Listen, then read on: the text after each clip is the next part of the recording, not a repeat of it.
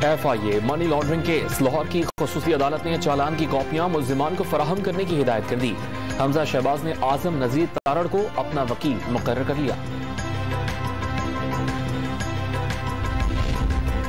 इमरान खान को आईनी तरीके से हटाना कौमी फर्ज बन गया।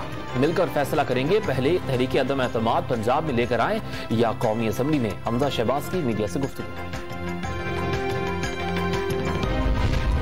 नून लीग और पीपल्स पार्टी एक सिक्के के दो रुख। अपोजिशन को आइंदा इंतखाबात में वाज़ेह शिकस्त नजर आ रही है।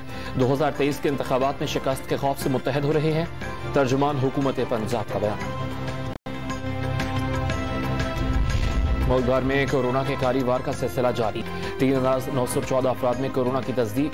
मुस्बत केसेस की शरह 7.1% रिकॉर्ड।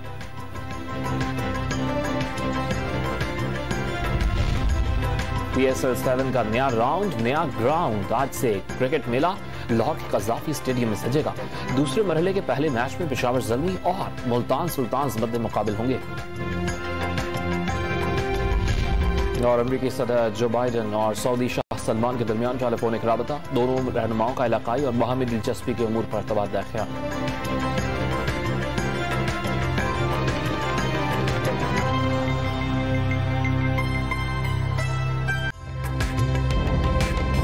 ताज़ा तरीन वीडियोस के लिए हमारा YouTube चैनल सब्सक्राइब करके बेल आइकन प्रेस कीजिए ताकि आपको मिले हर अपडेट सबसे पहले।